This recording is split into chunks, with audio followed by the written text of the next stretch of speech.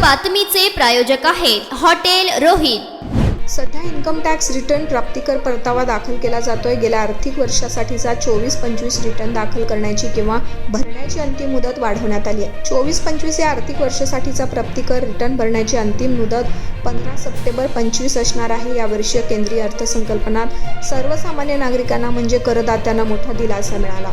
यापुढे 12.75 लाख रुपयापर्यंतच्या वार्षिक उत्पन्नावर नोकरदारांना कोणताही प्राप्तिकर भरावा लागणार नाही, तर इतर करदात्यांसाठी 12 लाख रुपयापर्यंतचं वार्षिक उत्पन्न करमुक्त असणार आहे। या नव्या तरतुदीमुळे अनेक जणांमध्ये या वर्षाच्या इन्कम टॅक्स रिटर्नबाबत गोंधळ आणि गैरसमज आहे।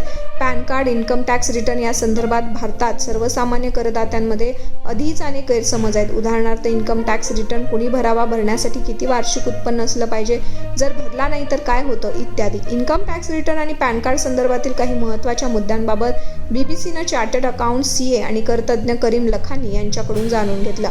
करीम लखानी म्हणाले, जर तुमचं एकूण उत्पन्न मूळ करमुक्त उत्पन्नाच्या मर्यादेपेक्षा अधिक असेल तर तुम्ही इन्कम टॅक्स रिटर्न दाखल केला पाहिजे। म्हणजे एखाद्याच्या सर्वसामान्य करदात्याचं 60 वर्षापेक्षा कमी वयाच्या वार्षिक उत्पन्न 2.5 लाख रुपयांपेक्षा अधिक असेल, तर एखाद्या ज्येष्ठ नागरिकाचं 60 ते 80 वर्ष वयाच्या वार्षिक उत्पन्न 3 लाख रुपयांपेक्षा अधिक असेल।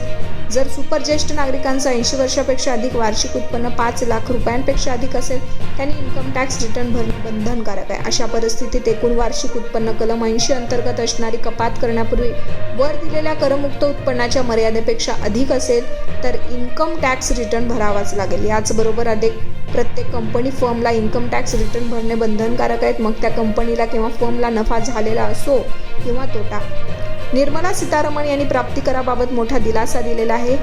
याचप्रमाणे तुम्ही रिफंड किंवा परताव्यासाठीचा दावा करू शकता। तुम्हाला कोणतंही नुकसान पुढील वर्षी पुढे दाखवायचं असल्यास, धार्मिक किंवा सेवाभावी ट्रस्ट अंतर्गत तुम्ही भारतात कोणतीही मालमत्ता असल्यास, एक राजकीय पक्ष आहात काय, भारताचे नागरिक आहात आणि तुमची भारताबाहेर मालमत्ता किंवा आर्थिक हितसंबंध असल्यास, अनिवासी भारतीय NRI किंवा रहिवासी मात्र सामान्य रहिवासी नसलेल्या RNOR, जर तुम्ही भारताचे रहिवासी असाल, भारताबाहेर असलेल्या खात्यावर सही करण्याचा तुम्हाला अधिकार असेल किंवा रहिवासी नसलेल्या RNOR यांना लागू होत नाही, तर तुम्हाला इन्कम टॅक्स रिटर्न भरावा लागेल।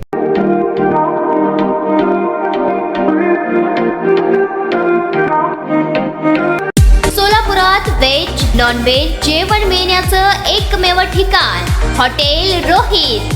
चवीला टेस्ट, हॉटेल रोहितचे जेवण बेस्ट। बर्थडे पार्टी, कार्यक्रम, विविध पार्टींचे ऑर्डर्स ही स्वीकारले जातील। ग्राहकांसाठी खास पार्सलची सोय। आमचा पत्ता हॉटेल रोहित, 7 रस्ता opposite Kaligar petrol pump, Solapur.